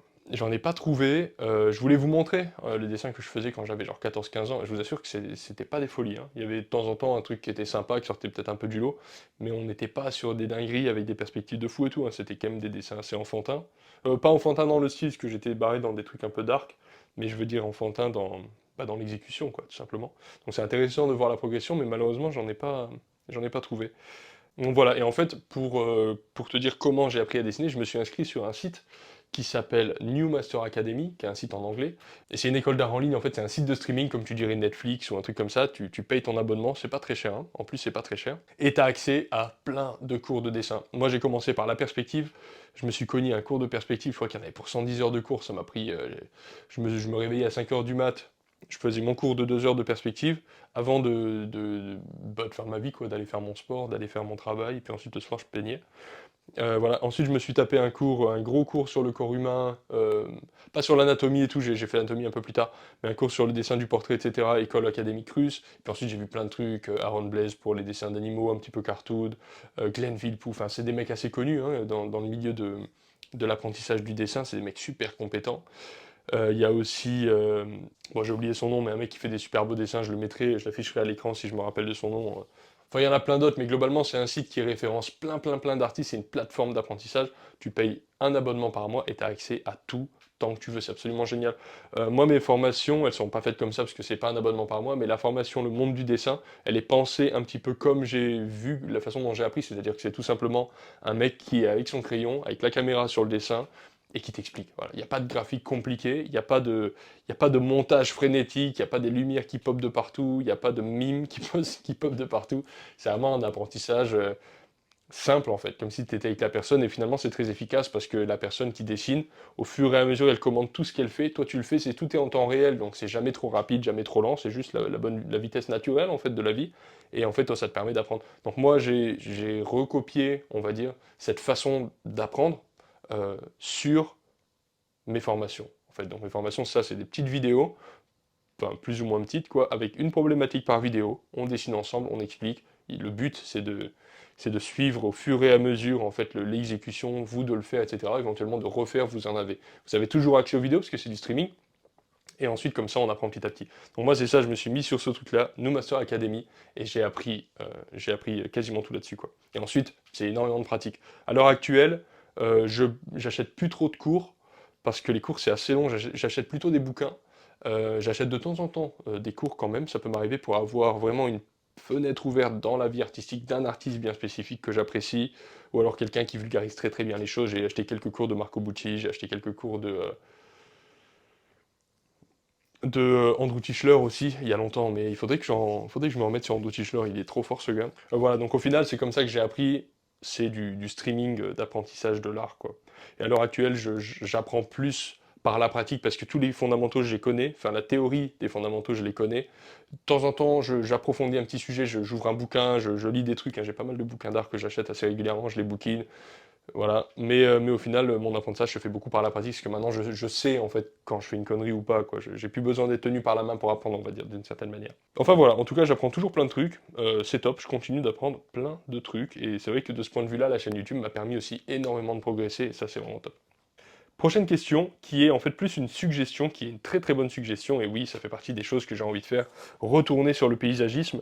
Euh, Question donc de Boule Drouassou, putain, vous avez des noms. Est-ce que vous pouvez nous faire des vidéos sur le coucher de soleil et sur les mers pour débutants? Je crois qu'il y en a, il y en a une ou deux, mais effectivement, il n'y en a pas beaucoup. Mais carrément, et un truc que j'ai vraiment envie de faire aussi, parce que j'ai envie de peindre plus. J'aime bien dessiner, mais peindre, c'est vraiment mon truc. J'ai vraiment envie de faire donc ça, effectivement, c'est bon thème. Mais aussi juste des petites peintures d'études. Par exemple, aujourd'hui, on peint tel arbre. On a une photo, c'est vraiment un sujet d'étude. On fait une petite toile comme ça, pas une dinguerie, une petite toile tranquille. Et on peint voilà, ce beau chêne avec la petite lumière au travers. On va peindre, et on fait pas un truc trop technique avec une statue, une forêt, un arbre, une montagne au fond, des cailloux, une rivière, machin. Ça, c'est plus des rendus globaux. Et en fait, à chaque fois que j'en parle, il y a trop de trucs à dire. Du coup, on dit plus rien, c'est pas très intéressant. Plutôt vraiment des petits sujets d'étude. Une mer sympa au coucher de soleil, un arbre, une roche avec une petite rivière, un truc vraiment simple à chaque fois. J'ai vraiment envie de faire ça. J'ai vraiment envie de faire ça, ouais, carrément. Voire même peut-être en live. On avait fait quelques lives et ça plaisait pas mal. Donc peut-être des cours un peu, des cours pratiques, mais en direct, quoi, complètement en direct. Pourquoi pas. Alors, question de Zozy Walb, je vais même pas essayer de le prononcer correctement. Quel est ton style musical? Écoutes-tu de la musique quand tu peins? T'inspires-tu de la musique ou de certains films? Et quel genre de film? As-tu déjà hésité à te couper les cheveux? Putain, la vache, il y a trop de questions. Quel autre métier aurais-tu pu faire? À quelle époque aurais-tu aimé vivre? Aimes-tu l'art moderne? Et si oui, quel genre? Apprécies-tu les œuvres d'Andy Warhol? Qu'est-ce que tu dessinais comme quand tu étais enfant? Et après, je peux pas voir la liste parce qu'il y a trop de questions. Mais je vais répondre déjà à tout ça, ce sera déjà pas mal. Bon, mon style de musique, j'ai répondu tout à l'heure. Est-ce que je m'inspire donc de la musique? Non. J'ai pas, la musique m'inspire pas d'un point de vue graphique. J'ai pas de, je sais qu'il y a des gens qui s'amusent à interpréter la musique en peinture. Pourquoi pas? Il y a certaines personnes qui ont du talent, qui font ça très bien. Mais moi, je sais pas, c'est jamais un lien qui m'a. Bah, c'est sûr que quand j'écoute du métal, j'ai plus envie de faire un truc un peu gothique, un peu guerrier, un petit peu énervé. Et quand j'écoute du piano, ça me donne peut-être plus envie de faire un paysage serein. C'est vrai que j'ai jamais trop vu ça comme ça. Mais j'écoute pas une musique bien spécifique pour me mettre dans un mood, quoi. C'est juste, j'écoute peu importe un petit peu ce que j'ai envie d'écouter sur le moment. Les films, est-ce que ça m'inspire? Pas vraiment, je suis pas un gros cinéphile. Après, j'aime bien l'univers heroic fantasy, medieval fantasy, certains trucs de science-fiction, ça me plaît bien, mais de là à dire que ça m'inspire pas trop. J'ai bien aimé quand même l'esthétique de Peaky Blinders, j'ai bien aimé ces couleurs un peu sombres, un peu très bleutées, un petit peu obscures comme ça c'est quand même pas mal Peaky Blinders. Mais non, sinon j'ai pas vraiment d'inspiration là-dessus. Est-ce que je me suis coupé les cheveux déjà? Je me suis déjà coupé les cheveux, d'ailleurs ça doit pas faire longtemps que je suis la chaîne, parce qu'il y a toute une période de la chaîne où j'ai les cheveux courts. Mais sinon j'ai les cheveux longs depuis super longtemps, et là ils sont encore assez courts, mais avant je les avais beaucoup plus longs. Quel autre métier aurais pu aimer? Alors, si j'avais été studieux, j'aurais aimé être architecte. C'est pas que je fantasmais, quand j'étais gamin, je fantasmais pas sur le fait d'être architecte, mais avec les années, je me dis que ça aurait été un métier qui me plaît bien, parce que j'adore la perspective, j'adore la construction, j'aime l'aspect rationnel aussi. À un moment donné, l'architecture, si on met pas les bons matériaux au bon endroit, ça tombe, quoi. Donc, il y a quand même un aspect très rationnel. Après, j'aime pas trop l'architecture moderne, donc pour un peu, ça m'aurait peut-être gavé. Euh, mais sinon, non, moi je suis bien, moi ça me va. J'ai pas besoin j'ai pas besoin de faire un autre métier. Je pense que si je devais faire autre chose, je serais probablement un artisan d'une certaine façon. Je sais pas quel type d'artisanat, mais je serais probablement artisan. Mais je me verrais pas du tout faire un truc de bureau, avoir un patron toute la journée qui me dit quoi faire et tout. Ça collerait probablement pas trop à ma personnalité, je dirais. À quelle époque aurais-tu aimé vivre? Moi, ça me va, hein, notre époque me va très bien. Il faut quand même, à l'époque, il y avait quand même une espérance de vie beaucoup plus basse et beaucoup plus de gens qui mouraient dans d'atroces souffrances, les femmes qui se faisaient violer dès qu'il y avait un conflit. Enfin bon, je dis pas que le monde d'aujourd'hui il est tout rose, hein, mais on est quand même pas mal mieux qu'à l'époque. On a un peu tout cassé pour avoir ce niveau de vie, j'en conviens, mais moi ça me va très bien. Autant j'aimerais bien aller visiter d'autres époques, autant vivre à une autre époque, non, pas vraiment. Mon époque me convient assez bien. Alors ensuite, tu me demandais, aimes-tu l'art moderne? Et si oui, quel genre? J'aime bien l'art moderne, je connais pas trop en fait. Il y a des trucs d'art moderne que je trouve très bien, mais c'est comme tout, il y a aussi plein de trucs qui sont juste des arnaques. Moi comment dirait-on? J'ai un curseur en fait, un critère, on va dire, voilà, un critère que j'essaye de tenir quand je regarde des trucs d'art moderne, c'est est-ce que tu as bossé ou est-ce que t'as pas bossé? Euh, Quand je vois par exemple quelqu'un qui s'amuse à prendre des pièces de monnaie et qui s'amuse à faire un dessin sur le mur avec en collant chaque pièce de monnaie, et qui est le mec qui fait un genre de mosaïque de pièces de monnaie finalement, qui pourrait être plus ou moins joli, on s'en fout à la limite. Moi, mon opinion, mon goût personnel sur la question n'a pas d'importance, mais je me dis, ok, le gars il a bossé, il a passé 400 heures à coller des pièces sur un mur, quoi. Enfin, je veux dire, faut quand même être super déter pour le faire. Et de ce point de vue-là, je trouve que du coup, ce qu'il a fait, ça mérite considération, ça mérite respect, etc. Bon, c'est mon opinion. Mais quand je vois certaines choses, parfois même ça fait le buzz sur Instagram, on voit des mecs qui font n'importe quoi. Faut envoyer quoi, un mec qui court, il fait un trait sur le mur, il tombe. Enfin, c'est que des trucs nazes. Un papy aussi qui fait tomber des seaux par terre, il n'y a rien à voir. Enfin, franchement, il y a des arnaques. Et pour moi, j'ai l'impression que l'arnaque, je la vois quand le mec il a pas travaillé. Je me dis, est-ce que toi t'as bossé pour ça ou est-ce que tu essayes de me faire croire que t'as juste une idée de génie ou est-ce que t'as vraiment travaillé? Et en fait, c'est ce curseur qui m'indique bon, un petit peu si ce que je vois c'est quelque chose de légitime ou non, quoi. Mais dans l'art moderne, malheureusement, je connais pas trop. J'ai vu quelques musées intéressants. Il y a un mec notamment qui fait des genres de véhicules en fer forgé avec des trucs très gothiques et tout. C'était intéressant. Il y a des trucs que je trouve bien. Par exemple, Jim Carrey qui fait de la peinture. Il fait des peintures hyper contemporaines. Il y a un style vraiment intéressant. Il y a vraiment des trucs que j'aime bien en art moderne. Je connais pas les noms. Je suis pas expert, mais clairement, je mets pas tout dans le même panier. Il y a des trucs bien, puis il y a des trucs nazes, quoi, clairement. Mais c'est pas mon univers. Est-ce que j'apprécie Andy Warhol, par exemple? Non, je m'en fous complètement d'Andy Warhol. Là, C'est vraiment pas, ça m'intéresse pas du tout. Banksy aussi, je m'en fous complètement. C'est pas, j'ai rien à dire dessus, ces gars-là, c'est des légendes et tout, y a pas de souci, mais moi je m'en fous, quoi. Le mec, que ce soit une légende ou pas, c'est pas vraiment ça qui m'intéresse. Euh, je suis convaincu que parmi vous, il y en a beaucoup plus qui pourraient produire des œuvres d'art qui me toucheraient bien plus que les trucs de Andy Warhol, Banksy, et puis, ou d'autres gars qui finalement, de mon point de vue, ont innové, mais je veux dire, l'innovation, c'est super, hein. Il y a un trait de génie dans toute innovation, j'en disconviens pas, mais voilà, ça suffit pas toujours, quoi. Enfin bref, c'est comme mon opinion, je sais qu'il y a plein de gens qui adorent hein, ce genre de truc. Il y avait aussi, comment il s'appelle, Soulage, par exemple. Soulage, au début, j'aimais pas trop, et au final, j'en ai vu quelques-uns, et surtout, j'ai essayé, en fait, j'ai essayé de travailler avec du noir, et de m'amuser avec la matière. Et il y a quelque chose d'intéressant. Après, c'est des peintures qu'il faut les voir en vrai, puisque ça joue avec la lumière, donc en fait, ça bouge selon notre positionnement. Donc au début, j'étais plutôt réticent, parce que c'était un peu le cliché de l'art conceptuel, le mec qui réussit alors que bon, il sait pas dessiner, machin et tout, c'est un petit peu le type de critique qu'on pourrait lui donner. Et au final, ben, j'aime bien. Voilà. J'aime bien Soulage, il y en a plein d'autres que j'aime bien aussi, donc je suis pas genre super catégorique avec ça. Alors, commentaire de LOL SVP. Quel est le meilleur conseil qu'on t'a donné et qui t'a le plus aidé dans ton travail? Putain, ça, je sais pas. Si le meilleur conseil qu'on m'a donné, c'était d'étudier les fondamentaux. C'était ça le truc en fait. Un jour, je travaillais à Amsterdam avec un artiste qui s'appelle Jeffree Style, qui est un excellent tatoueur. J'étais parti là-bas pour travailler avec lui, pour pouvoir l'observer, etc. C'est un mec qui a un niveau de malade. Et en fait, c'est lui qui m'a parlé de ça. Et moi, j'avais même jamais entendu parler de ça. Il me dit, ah, mais en fait, pour dessiner, il faut apprendre les fondamentaux. Et je dis, mais c'est quoi les fondamentaux? Parce il dessinait des fleurs sur une nana, en fait, sur sa peau. Et il était en train de faire un tatouage de fou, et il dessinait des grandes fleurs super bien faites et tout. J'ai dit, putain, mais comment tu fais pour dessiner ça comme ça sur la peau? Et il me dit, bah en fait, c'est les fondamentaux. D'abord, je structure le placement, puis ensuite, je fais des formes basiques en superposition, puis ensuite seulement, je vais finaliser le produit, enfin, le dessin. Et en fait, euh, c'était vraiment une méthode de construction, en fait. Et ça, moi, je savais pas du tout que les choses existaient comme ça.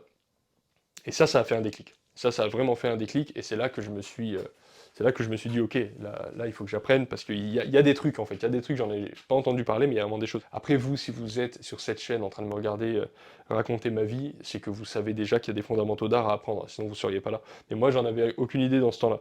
Et il y a un deuxième truc qui est pas un conseil, mais qui est plutôt une révélation, qui a été vraiment un point important pour moi. Ça a été quand j'ai commencé justement à étudier ces fondamentaux. Ça a été comment dirait-on, de me sentir tout petit par rapport à la montagne vertigineuse de ce que c'était que d'apprendre l'art, en fait, parce qu'il y a plein de trucs à apprendre, quoi, hein, la perspective, l'anatomie, la dynamique, la composition, le storytelling, enfin bon, c'est vaste, très très vaste, les couleurs, on n'en parle même pas. Voilà, tout ça c'est très très vaste. Et en fait, ce sentiment d'être tout petit face à tout ça, ça m'a pas effrayé, au contraire, ça m'a plutôt fait du bien, et ça m'a plutôt fait réaliser tout ce qu'il y avait encore à faire, tout le chemin à parcourir. C'est un truc qui m'a plutôt motivé, comment dire, qui m'a fait un petit coup de modestie, on va dire, et ça m'a fait du bien, je pense que j'en avais besoin, de réaliser, en fait, que moi, je savais que dalle, en fait, tout simplement, et pour pouvoir commencer à grimper la montagne, et puis arriver finalement quelque part, et c'est un petit peu l'effet qu'on connaît sous le nom de l'effet Dunning-Kruger, c'est-à-dire que quand on sait pas qu'on sait pas, on peut avoir l'impression qu'on sait plein de trucs, et au final, il y a un moment donné où on se retrouve, en fait, on arrête d'être ignorant, pas parce qu'on sait plein de trucs, mais parce qu'on a compris qu'on savait rien. Et à ce moment-là, bah, c'est un choix, hein, c'est où on continue à être, entre guillemets, dans le déni, on pense qu'on continue à connaître des trucs, et on devient un artiste qui fait un peu des trucs de base, et qui arrête pas de parler de son art et tout, on en connaît tous, hein, des artistes comme ça, et ça peut être assez insupportable, un artiste. Ou alors, au contraire, on va commencer à bosser, on va être besogneux, on va mettre de côté un peu son ego, ses ambitions, etc. Et on va dire, ok, bah attends, là maintenant, faut arrêter de parler, et puis faut travailler, puis faut gravir la montagne. Et c'est dur, gravir la montagne, c'est dur, et c'est long, et ça, faut l'accepter. Et ça, pour moi, c'était ça, cette espèce de déclic, c'était le fait de savoir que je savais pas, et de comprendre qu'il y avait plein de trucs euh, que je connaissais pas. C'est un déclic un peu philosophique, ça s'est pas nécessairement appliqué d'ailleurs que à la peinture, et au dessin, ça s'est appliqué sur plein de trucs. Après, dans ma vie, du coup, j'ai commencé à transposer un peu cette réalisation que j'ai eue via l'art à d'autres choses de ma vie, où justement, je me suis un petit peu remis en question, remis à ma place vis-à-vis de certaines choses et tout, et sans trop partir dans le détail personnel, on s'en fout là de faire de la psychologie de comptoir. Mais dans l'idée, cette révélation de ne pas savoir, je l'ai aimé. C'est vraiment un truc que j'ai aimé parce que fondamentalement, j'aime bien apprendre surtout les sujets qui me passionnent. Les autres, j'aime pas trop ça. Mais fondamentalement, j'aime bien apprendre des nouveaux trucs. Donc c'était plutôt cool. Et puis en plus, quand on apprend fort, c'est-à-dire qu'on se met vraiment, qu'on se met un peu un coup de pied au cul pour apprendre des trucs un peu solides, on progresse et on peut progresser assez vite. Et ça, c'est hyper motivant, le fait d'apprendre des trucs, de voir les progrès, on regarde les livres de dessin, les livres de croquis, etc., on les ouvre, on voit nos progrès, on se dit putain, je dessinais comme ça il y a un mois, 2 mois, maintenant je dessine comme ça. Ah oui, j'ai dessiné 2 ou 3 heures par jour, mais voilà les résultats, ça vaut le coup finalement. Et ça, si on le transpose sur 5 ou 10 ans de pratique, et ben, au bout de 5 ou 10 ans, on a un niveau pro, tout simplement. Putain, petite parenthèse, avant de continuer la suite des questions, je me rends compte que la vidéo va être super longue, mais bon, c'est pas grave. Il y a personne qui m'a posé de questions sur l'intelligence artificielle. C'est assez marrant. Du coup, je vais me permettre de répondre quand même à une question que personne m'a posée. Mais bon, très rapide, l'intelligence artificielle, c'est un truc de fou. Ces derniers temps, c'est encore en train d'exploser encore plus. Et il est clair que il y a un jour, l'intelligence artificielle va être capable, je sais plus qui c'est qui disait ça l'autre fois, je sais pas si c'était pas Aurélien Barraud quoi, qui disait qu'un jour l'intelligence artificielle va produire des œuvres d'art, et on en est déjà pas très loin, qui seront capables de nous émouvoir aux larmes quoi. Et pour dire qu'elles seront capables en un instant de créer des œuvres d'art magiques, parfaites, sublimes, pas seulement que de façon technique, mais d'un point de vue poétique aussi. Et du coup, c'est vrai que les artistes, ils se sentent un petit peu menacés. Alors, pour la question, il y a deux choses dans l'art. Il y a la question professionnelle. Donc, effectivement, pour les pros, ben, c'est menaçant. Je suis complètement d'accord. Mais là, c'est pas de ça que je veux parler. Je veux juste parler de l'art sous forme de passion. Juste pourquoi est-ce qu'on fait l'art au début. Moi, quand j'ai commencé à dessiner quand j'étais gamin, c'était pas une ambition professionnelle. Je voulais juste dessiner parce que j'aimais bien ça, c'est tout, voilà. Et ce sentiment, c'est-à-dire simplement le fait d'aimer ce qu'on fait, le fait d'avoir envie de le faire juste parce que c'est instinctif, parce que c'est un plaisir, parce que ça nous fait nous sentir bien, voilà, peu importe vos motivations. Ce sentiment-là, pour moi, il est intemporel, il est immuable, ça n'a rien à voir avec l'intelligence artificielle. On ne dessine pas quand on est gamin parce qu'on va vouloir devenir un pro, etc. Donc, à mon avis, même si effectivement c'est parfois un petit peu déroutant de voir une machine produire une œuvre d'art, l'autre fois j'ai fait 2 3 tests sur IA, c'était rigolo, là, j'ai fait une peinture et puis j'ai demandé de me montrer ce que l'IA pouvait faire sur base de cette peinture. En 30 secondes, elle m'a sorti des trucs que je n'étais pas capable de faire. Je me dis putain, mais bon, je le savais déjà, hein, c'était pas une révélation, j'avais déjà un peu expérimenté l'IA. Mais ce que je veux dire, c'est qu'il faut pas se sentir menacé parce que ce goût que vous avez pour la création d'art, en fait, ce goût-là, personne ne vous l'enlèvera jamais, tout simplement. Moi, par exemple, je fais de la guitare, je suis un guitariste vraiment très moyen, et ben ça m'empêche pas de me régaler quand je joue avec des amis. Et c'est ce goût-là que j'ai envie de garder, et ce goût-là, ça ne me l'enlève pas que l'intelligence artificielle, ou que Robert ou Hubert ou que sais-je, peigne ou fasse de la guitare mieux que moi, etc. C'est juste mon propre bonheur et mon propre plaisir.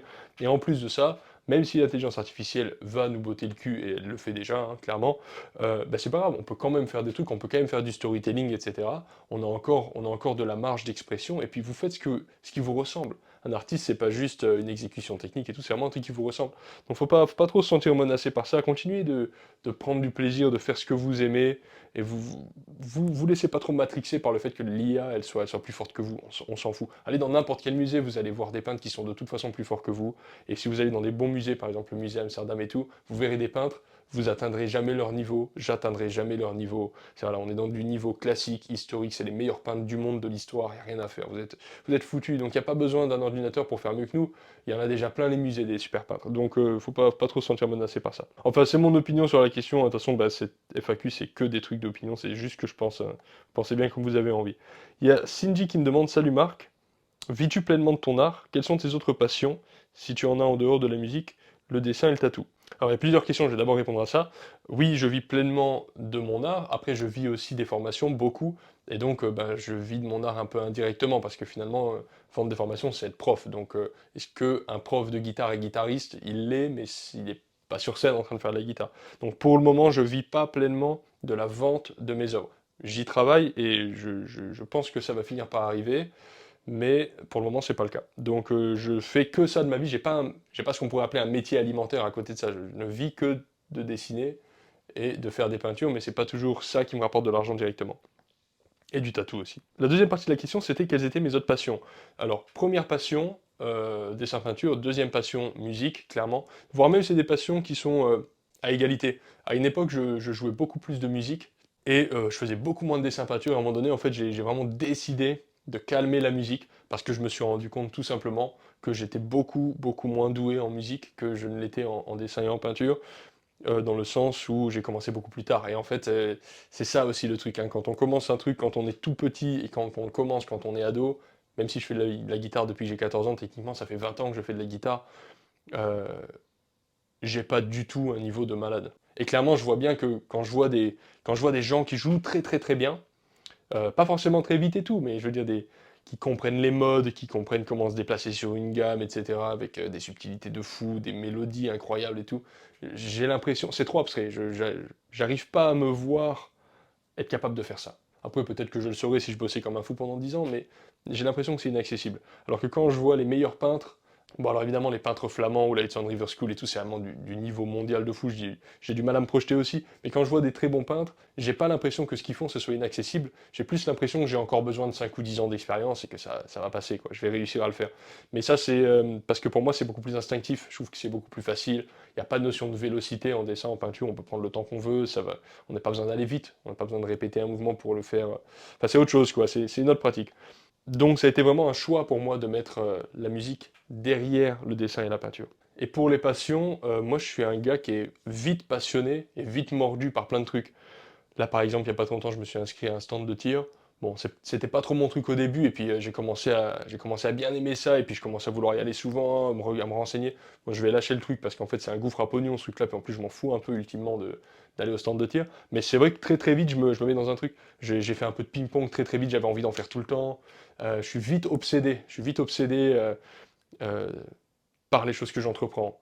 Par exemple, j'ai fait un peu de boxe, je suis nul en boxe parce que j'ai commencé super tard, mais je veux dire, j'ai très très vite, j'ai eu envie d'y aller tout le temps, je fais du shadowboxing à la maison comme un taré, enfin, d'un seul coup, en fait, le truc prend une ampleur de dingue dans ma tête, et dès qu'il y a un truc nouveau, je fais des Warhammer aussi, j'adore ça, c'est que des trucs avec lesquels je fais super gaffe de pas leur donner trop d'importance parce que j'ai une priorité, c'est le dessin et la peinture, mais c'est vraiment une priorité consciente, parce que sinon on fait trop de trucs, et voilà, on fait trop de trucs et on fait plus rien au final, quoi. Donc moi j'ai envie d'être bon dans un truc, ça me prend 90% de mon temps, et après il y a 10% que je partage avec la musique et puis un petit peu des trucs ici et là, mais voilà. Suite de questions, as-tu des moments où ta créativité ou ta motivation est au plus bas?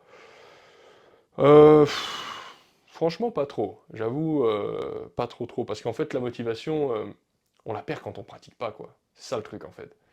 Quand tu pratiques tout le temps, eh ben, tu perds pas ta motivation parce qu'en fait tu progresses tout le temps, tu fais des nouveaux trucs, c'est cool et tout, tu t'amuses. Donc non, je dirais pas vraiment. Je pense que, par exemple, en musique, j'ai des phases où je vais jouer 3 mois, je vais arrêter. Voilà, je suis pas régulier et c'est ça qui me fait perdre ma motivation. Mais quand j'ai des périodes où je suis dedans comme un fou, je perds pas trop ma motivation. Euh, Ensuite, pour la créativité, oui, je suis pas le mec le plus créatif du monde, hein. Clairement, il y a des gens qui sont beaucoup plus créatifs que moi. Mais pareil, la créativité, elle se provoque aussi, quoi. Tu prends une toile, tu mets de la peinture dessus, tu t'amuses.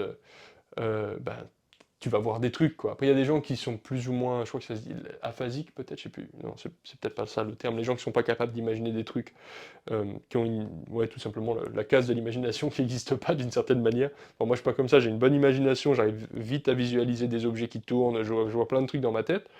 Mais en soi, il faut, en s'amusant, la créativité, elle se provoque. Et puis, non, donc franchement, j'ai pas trop ça. Et puis après, ben, parfois, quand on n'a pas envie, ben, on se force. Moi, je me force souvent. Mais en fait, je sais que je me force pendant un quart d'heure. En fait, j'ai pas envie de peindre aujourd'hui, par exemple. Bon, ça m'arrive jamais, j'ai toujours envie de peindre. Mais admettons, j'ai pas envie de dessiner, ça m'arrive beaucoup par contre.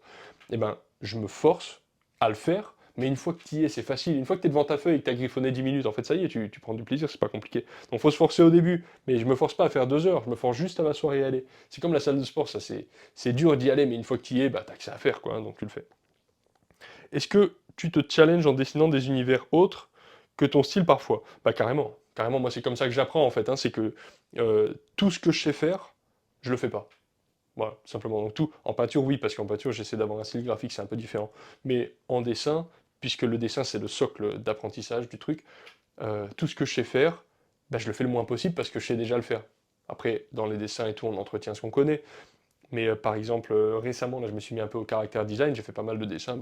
Ça, c'est un peu différent puisque j'ai fait un quadrillage, mais j'ai fait des caractères design, vous en avez vu quelques-uns. Pour moi, c'est super nouveau, ça. Au début de la chaîne, je faisais pas du tout ça.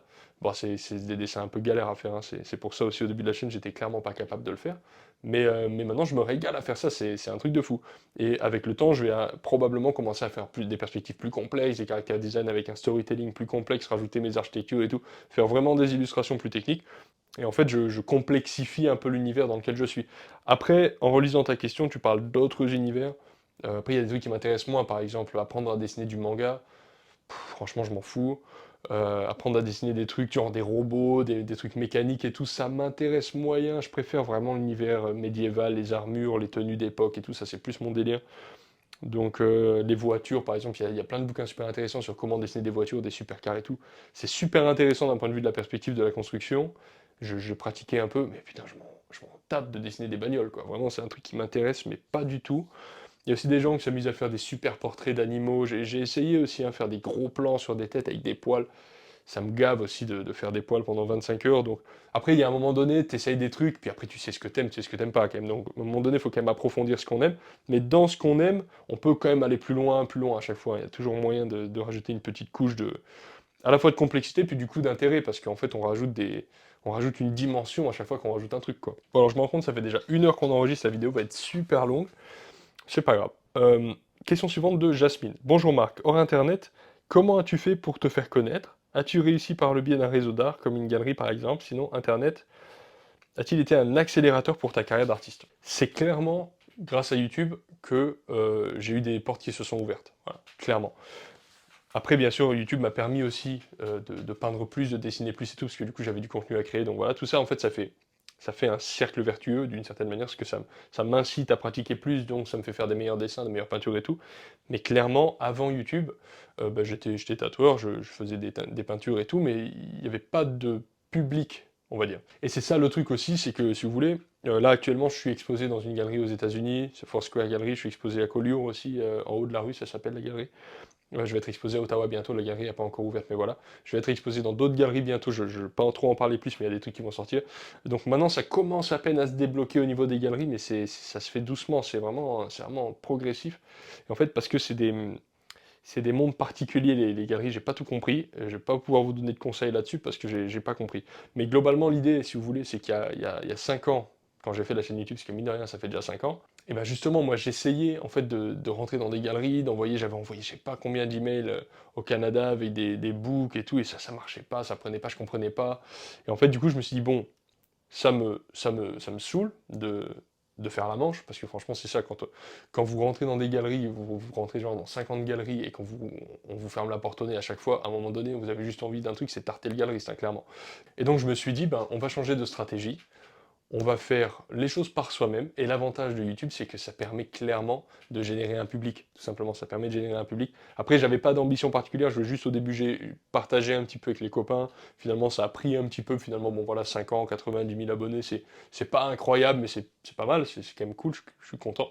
Mais je veux dire, le but aussi, c'était quand même de me créer un public, de sorte à pouvoir créer un poids qui permet ensuite de pouvoir rentrer éventuellement dans des galeries ou de débloquer des opportunités par soi-même, parce que j'ai bien compris que c'est pas les autres qui allaient le faire pour moi. Donc je me suis dit, bon, je vais le faire, et voilà. Donc de ce point de vue-là, clairement, c'est YouTube qui me permet d'avoir une carrière, qui me permet d'écrire des livres, qui me permet de vendre des formations, qui me permet de mettre du poids quand je fais une candidature pour une galerie. Là, il y a des trucs qui vont sortir bientôt, je pense que ça a contribué. Voilà, ça permet de faire des trucs, ça permet de rencontrer d'autres artistes aussi. Et c'est pas terminé. Par exemple, moi j'ai un rêve, c'est de. Enfin, c'est un rêve, oui, c'est un petit rêve, c'est de travailler pour des compagnies de jeux vidéo pour être illustrateur. Voilà, illustrateur ou alors pour des cartes Magic ou pour Warhammer, ce genre de truc. J'adore les illustrations fantastiques de façon générale. Ben, allez savoir, peut-être que ça va déboucher sur un truc, peut-être que l'un d'entre vous qui est en train d'apprendre à dessiner avec moi sera un jour directeur artistique de chez Blizzard, par exemple, et qu'il aura envie, puisque ça lui fera plaisir, de m'embaucher en tant qu'artiste. En fait, j'en sais rien, mais le futur, il n'est pas pour le moment écrit, enfin, c'est ce que je crois. Et donc, ça va probablement encore déboucher sur des trucs qui se seraient pas produits si j'avais pas fait YouTube, quoi. Donc clairement, pour moi, YouTube, c'est génial. Je suis vraiment content de l'avoir fait. Très très content de l'avoir fait. Après, j'avais essayé j'avais essayé 2 galeries. Je dirais pas les noms, mais ça s'est pas très très bien passé. Euh, Évidemment, les galeries, c'est des humains. Ils sont tous différents les uns des autres, mais il y en a quelques-uns qui sont un peu, comment dirait-on, qui nous prennent de haut, qui sont parfois un petit peu irrespectueux et tout. Et moi, c'est un truc avec lequel j'ai beaucoup de mal, c'est de devoir supporter un genre de patron qui cherche à me minimiser, à me ridiculiser, ou à faire un peu le boss et tous ces trucs avec lesquels je peux pas trop dealer, parce que c'est comme ça, c'est pas dans ma personnalité, j'ai jamais eu de patron, j'ai jamais vraiment fait ça. Et donc j'ai préféré, et ils ont préféré aussi, parce que je peux être aussi une belle tête de con, j'en conviens. Et on a tous les deux préféré ne pas travailler ensemble, finalement. Et ça est arrivé quelques fois, donc voilà. C'est comme tout milieu professionnel, quoi. Il y a le patron, il y a l'employé, puis en même temps on n'est pas vraiment employé parce qu'on produit quand même le truc à 100%, mine de rien, donc il y a plein de trucs à gérer, c'est pas évident. Franchement, c'est pas évident cette histoire de galerie. Maintenant ça va mieux, les choses se font plus facilement, mais au début, c'est pas simple. Alors, il y a encore quelques questions à répondre qui viennent d'Instagram, et puis après on aura terminé. Alors, No Commentary Game. Salut avec le tatouage, est-ce que tu arrives à trouver du temps pour peindre? Est-ce que tu comptes refaire des vidéos sur la peinture à l'huile? Alors, pour les vidéos sur la peinture à l'huile, oui. Est-ce qu'avec le tatouage, je peux peindre? C'est pas le tatouage qui m'empêche de peindre, c'est les livres, en fait. C'est ça le problème, c'est que dès que j'écris un livre, ça me prend tellement de temps que je peux plus rien faire d'autre. Le tatouage, je tatoue la journée, quoi. Le soir, je suis chez moi, je peux peindre. Parce que moi, le matin, je dessine, après, je fais du sport, après, je vais tatouer, après, le soir, je peins. Et en plus, je tatoue même pas tous les jours, je tatoue assez peu, finalement. Donc, je voulais réduire, vraiment réduire. Quand j'ai commencé à faire ma chaîne YouTube, je voulais éventuellement même arrêter de tatou. Là, j'ai repris le goût, de nouveau, j'aime bien ça à nouveau, ça revient, j'ai appris plein de trucs à nouveau et tout. Je suis content, j'ai réussi à reprogresser, c'est super chouette. Donc, je vais pas arrêter, mais clairement, je tatoue pas beaucoup, j'ai pas envie. C'est pas du tout le plan. Donc voilà. Et pour les vidéos peinture à l'huile, oui, carrément. Alors, petite question qui était un peu technique, on va dire, mais je vais quand même répondre parce que c'était intéressant. Donc, c'était une question sur une peinture il n'y a pas très longtemps là, que j'ai présentée en noir et blanc, en peinture acrylique, et j'ai utilisé des pinceaux aquarelles. Et la question, c'est Christophe qui demande pourquoi j'utilise des pinceaux aquarelles. Et globalement, comment choisir le pinceau adapté à son sujet. Merci encore et bravo pour ce que tu fais. Avec plaisir, Christophe, ça me fait plaisir de partager toutes ces choses-là avec vous. En fait, les pinceaux, moi je le vois comme ça. Je m'en fous euh, en masse que ce soit un pinceau pour l'huile, pour l'aquarelle ou pour l'acrylique. Je m'en tape complètement. Moi, ce qui m'intéresse, c'est la texture que j'ai envie d'avoir au moment où je suis en train de peindre. Si j'ai envie d'avoir une peinture nerveuse, parce que c'est comme ça, c'est le moment, eh ben, je vais prendre un pinceau dur, bien rigide, avec éventuellement pas trop de poils, avec des poils peut-être un peu souples qui permettent de... Enfin, ou dur, ça va dépendre, bon, il y a plein de subtilités après. Mais voilà. Si j'ai envie d'avoir au contraire une peinture plus douce, ou que j'ai besoin de faire des glacis, ou quoi que ce soit, eh ben, je vais peut-être plutôt utiliser un pinceau plus doux. Et encore, même sur des glacis, un pinceau raide, ça peut être intéressant, ça peut créer des textures, des trucs super intéressants, notamment pour les arbres par exemple. Faites un glacis avec un pinceau bien dur sur les arbres, ça va rajouter des textures qui vont rajouter une impression de feuillage et tout. Bon, pas trop rentrer dans la technique maintenant, mais dans l'idée c'est ça. Donc moi mon conseil pour choisir le bon pinceau, c'est d'acheter un peu de tout, même des pinceaux pas chers, mais juste essayer des pinceaux qui soient euh, durs, des pinceaux qui soient doux, des pinceaux qui soient ronds, des pinceaux qui soient carrés, des langues de chat, des liners et tout. Acheter aussi des pinceaux avec des poils qui sont longs, des poils qui sont courts. Voilà, ça c'est aussi des choses qui vont beaucoup jouer sur la façon dont la peinture s'applique en fait, tout simplement. Et en fait, expérimentez, faites une peinture à l'huile que avec des pinceaux doux courts, faites une peinture à l'huile que avec des pinceaux longs et raides, peut-être une peinture à l'huile avec que des pinceaux carrés, des pinceaux en langue de chat pour expérimenter des trucs, et ensuite vous verrez, moi dans ma boîte à pinceaux, j'ai plein de trucs, j'ai des pinceaux plus ou moins rigides, plus ou moins doux, et en fait je me sers, bon je fais quasi principalement de la peinture à l'huile, donc pour l'aquarelle je peux pas trop en parler, mais je me sers de tous, je me sers souvent de pinceaux qui sont faits pour l'aquarelle. Mais en fait on s'en fout que ce soit fait pour l'aquarelle, c'est juste c'est fait pour le moment où j'en ai besoin, parce que là c'est ça que j'ai besoin, c'est juste ça. Alors, Philissard qui demande qu'est-ce qui est le plus dur à dessiner pour toi et le plus simple, intuitif, facile. Alors, la réponse courte, c'est le plus simple pour moi, c'est le paysagisme. Et le plus dur, c'est, je dirais, c'est plutôt corps humain, quoi. Corps humain, position, dynamique et tout. Puis surtout, ce qui est dur, c'est quand il y a tout en même temps. Ce qui est dur, c'est faire une scène, en fait. Ce qui est dur, c'est faire une scène de marché, par exemple, avec vue du ciel, enfin, vue d'oiseau, deux mecs au milieu qui se mettent sur la gueule, 15 mecs autour qui regardent, d'une femme qui trébuche, enfin, c'est créer un environnement. Ça c'est dur. Ça, c'est vraiment difficile. C'est excellent, par contre, hein. Quand on commence à y arriver, et quand on commence vraiment à créer un dessin qui est vraiment un environnement entier, je vous assure, c'est un régal. Mais par contre, c'est hyper technique, quoi. Après, le paysagisme, c'est ça qui est génial avec le paysagisme, c'est que c'est relativement facile, mais c'est facile de faire un paysage qui ressemble à un paysage. Mais par contre, faire vraiment, je prends l'exemple des arbres, par exemple, c'est facile de faire un arbre qui ressemble à un arbre, mais faire tel arbre, telle essence de bois, avec la bonne couleur qui correspond à la couleur de la feuille. Par exemple, un olivier, un chêne ou un sapin, ça n'a pas la même couleur. C'est vert, mais c'est pas vert, quoi. C'est pas les mêmes verts. Ça, c'est dur. Ça, c'est dur, c'est d'être spécifique en paysagisme. C'est vraiment très technique. Mais en fait, il n'y a pas vraiment besoin d'être aussi spécifique que quand vous dessinez un corps humain. En corps humain, quand vous dessinez un corps humain, si la jambe elle est trop courte, le bras il est trop long, machin, le cou il est comme ça, la tête elle est mal placée, ça va se voir de suite. Alors que sur un arbre, on va dire que c'est plus souple, c'est plus permissif, voilà, c'est ça le terme que je cherchais, plus permissif. Donc voilà. Question de Timothée, on te voit peu parler du carnet de croquis. Est-ce que tu tiens un carnet de croquis d'observation? Mais ça, c'est un truc qu'il faut que je fasse. C'est vraiment un sujet, ça fait longtemps que j'ai envie de le faire, mais en fait, il faut que j'aille chercher mes cahiers de dessin. J'en ai un paquet, des cahiers de dessin, qui sont remplis, et j'aimerais vraiment vous montrer la progression depuis 2017 à maintenant. Ça, c'est un truc qui me plairait bien. Après, est-ce que j'ai un cahier de dessin d'observation? En fait, le truc, c'est que je suis rarement, je suis rarement tout seul, et en général, quand je me déplace, bah, je vais d'un point A à un point B, donc je fais pas trop, malheureusement, de dessin d'observation. Euh, C'est-à-dire sur le vif, par exemple, aller dehors, recopier l'architecture et tout ça, je le fais pas trop. Je l'ai fait, hein, bien sûr, j'en ai fait un certain nombre, mais j'ai pas un cahier dédié à ça. Mais tu me donnes envie, Timothée, de le faire. Mais de toute façon, les cahiers de croquis, que ce soit d'observation, c'est-à-dire sur le vif, mais que ce soit toute autre chose, c'est une mine d'or, et c'est bien de les garder. J'en ai plein là, j'en ai plein derrière, là, il y en a 1, 2, 3, 4, 5, 6, 7, 8, 9, j'en ai une dizaine là, rien qu'ici, mais j'en ai probablement autant en bas. Et il faudra que je vous les montre, je vous les montrerai un de ces quatre. Ça, c'est capital. Gardez vos dessins, c'est capital. C'est un truc que j'aime pas quand je dessine sur la tablette, et je dessine beaucoup sur la tablette, notamment pour mon bouquin, c'est que même si je fais tout de façon traditionnelle, ça reste des dessins qui sont faits numériquement. Euh, c'est que c'est qu'on les garde pas quoi. Ou alors faudrait que je les imprime tous. Peut-être que je le ferai pour avoir une vraie trace physique de mes dessins.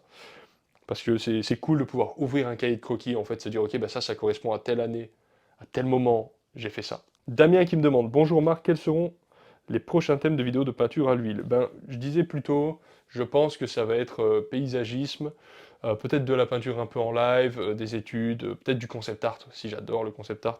Quand on avait fait notamment des peintures en live, ça c'était vraiment trop cool, j'avais adoré. On avait fait celle-là par exemple, ça avait pris je crois 2 heures, un truc comme ça à être fait. En live sur YouTube, c'était trop bien. Donc je pense que des peintures comme ça en live, j'en ferai plus. Parce que c'est fun pour tout le monde, vous avez adoré, je crois que la peinture, la vidéo, elle a été vue 60 000 fois ou un truc comme ça, ce qui est quand même cool.